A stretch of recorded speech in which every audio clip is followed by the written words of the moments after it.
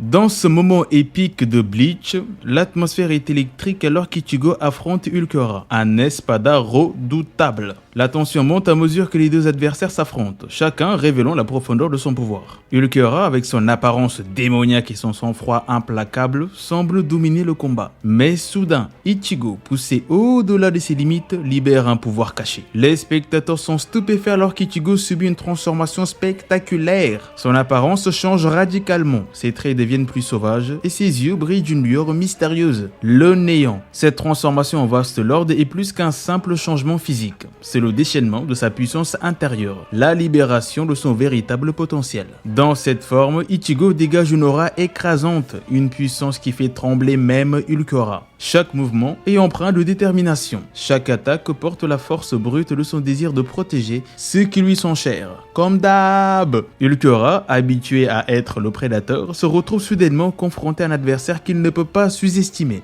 Sinon, il sait.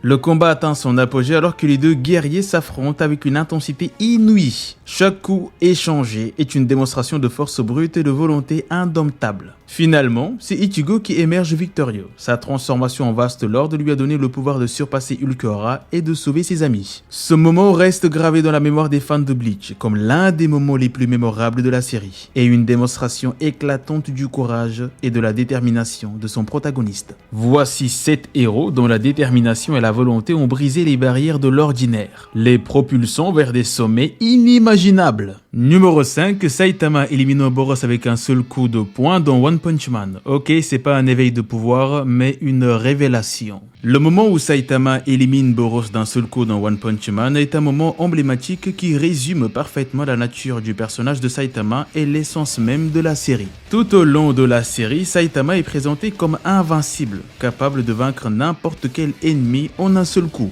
Avec Boros, le leader des envahisseurs de la planète, nous voyons un adversaire qui semble être à la hauteur de Saitama, du moins en apparence. Le combat entre les deux est intense, mettant en valeur non seulement la puissance brute de Saitama, mais aussi sa résilience et son état d'esprit détaché. Lorsque Saitama finalement livre un coup décisif à Boros, c'est un moment de révélation. Malgré toute la puissance et l'arrogance de Boros, il est rapidement réduit au silence par un seul coup de poing de Saitama. Ce moment symbolise la nature même de Saitama en tant que héros. Il est non seulement physiquement invincible, mais il incarne également une forme de perfection inébranlable. Son incapacité à ressentir du danger ou de l'excitation face aux défis qu'il rencontre souligne à quel point il est au-dessus de tout. C'est un moment de triomphe pour Saitama, mais aussi un rappel poignant de sa solitude, car il ne peut trouver d'adversaire à sa mesure. Numéro 4, l'éveil de Gojo.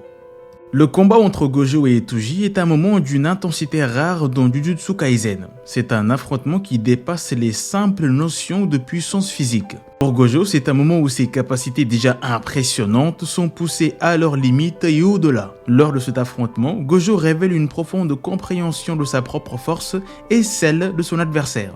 Son éveil des pouvoirs dépasse les attentes, démontrant non seulement sa maîtrise des techniques traditionnelles de Jujutsu, mais aussi sa capacité à repousser les limites du domaine de l'infini. C'est un moment où il transcende les conventions établies et repousse les frontières de ce qui est considéré comme possible dans le monde des sorciers. Face à Toji, un adversaire redoutable doté d'une compétence extraordinaire pour voir et neutraliser les techniques maudites, Gojo se retrouve confronté à un défi unique. Mais c'est précisément dans cette confrontation que ses pouvoirs atteignent leur apogée. Chaque mouvement, chaque technique est exécuté avec une précision et une élégance incomparables. L'éveil des pouvoirs de Gojo contre Toji représente également un moment crucial de développement pour le personnage. C'est un moment où il se confronte à ses propres limites, à ses doutes et à ses peurs, pour finalement les surmonter. C'est dans cette lutte acharnée qu'il trouve la force de devenir encore plus fort, de devenir la légende vivante que les autres personnages admirent et redoutent. Numéro 3, Naruto maîtrisant le Rasengan et battant Pain dans Naruto Shippuden. Dans cet épisode épique de Naruto Shippuden, la tension atteint son paroxysme alors que Naruto, animé par une détermination sans faille, maîtrise finalement le Rasengan, une technique incroyablement puissante héritée de son maître Jiraiya. Face à Pain, un adversaire redoutable doté de pouvoirs terrifiants, Naruto se retrouve dans une lutte désespérée pour sauver son village et ses amis. Chaque mouvement de Naruto est empreint de détermination et de courage, alors qu'il se bat non seulement pour lui-même, mais aussi pour l'héritage de ceux qui ont cru en lui. À travers des flashbacks poignants, le passé tumultueux de Naruto et sa croissance en tant que ninja sont magnifiquement mis en avant, donnant un sens plus profond à sa victoire imminente.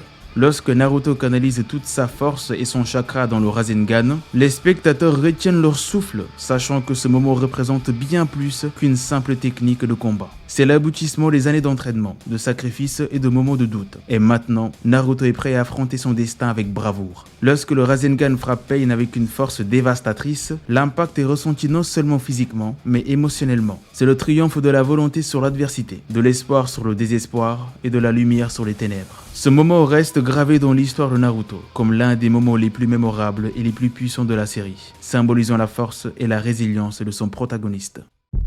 Numéro 2, l'apogée de Luffy. L'arrivée du Gear 5 de Luffy est un moment chargé d'émotions et de tension. Après avoir maîtrisé les différents niveaux de son Gear 4, Luffy se retrouve confronté à un adversaire redoutable, dont les pouvoirs défient toute logique. Alors que ses compagnons regardent, à la fois inquiets et admiratifs, Luffy se concentre intensément. Bon, à la base, il est censé être mort, mais c'est pas grave. Son regard déterminé fixé sur son adversaire. Soudain, une énergie nouvelle semble émaner de lui, faisant vibrer l'air autour de lui. Les muscles de Luffy se gonflent encore plus. Mais ce n'est pas seulement sa force physique qui semble augmenter. C'est comme si son esprit et son corps fusionnaient en une parfaite harmonie. Une synergie ultime atteinte après des années de combat et d'entraînement. Les ennemis ressentent immédiatement la puissance dégagée par Luffy. Et même les alliés les plus sceptiques ne peuvent s'empêcher d'être impressionnés. Le Gear 5 est une manifestation de la détermination sans faille de Luffy à protéger ses amis, à atteindre son but et à surmonter tous les obstacles qui se dressent sur son chemin. Dans ce moment d'apogée, le monde semble suspendu dans l'attente, comme si le moindre mouvement pouvait déclencher une tempête.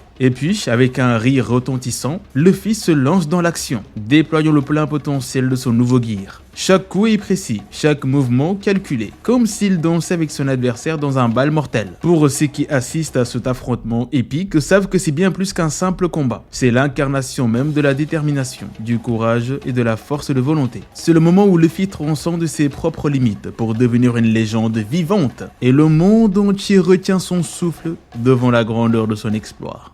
Numéro 1, Goku atteigne l'Ultra Instinct pour vaincre Jiren dans Dragon Ball Super. Le moment où Goku atteint l'Ultra Instinct pour vaincre Jiren dans Dragon Ball Super est vraiment épique.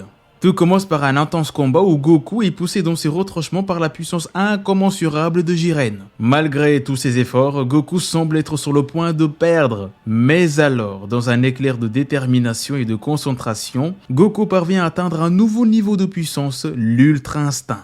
Ce moment est accompagné d'une séquence visuelle captivante où l'énergie se déchaîne autour de Goku alors qu'il se transforme en une silhouette argentée, émettant une aura éblouissante. Les regards stupéfaits de ses alliés et de ses adversaires ajoutent à l'intensité du moment, car ils réalisent tous la signification de ce pouvoir ultime.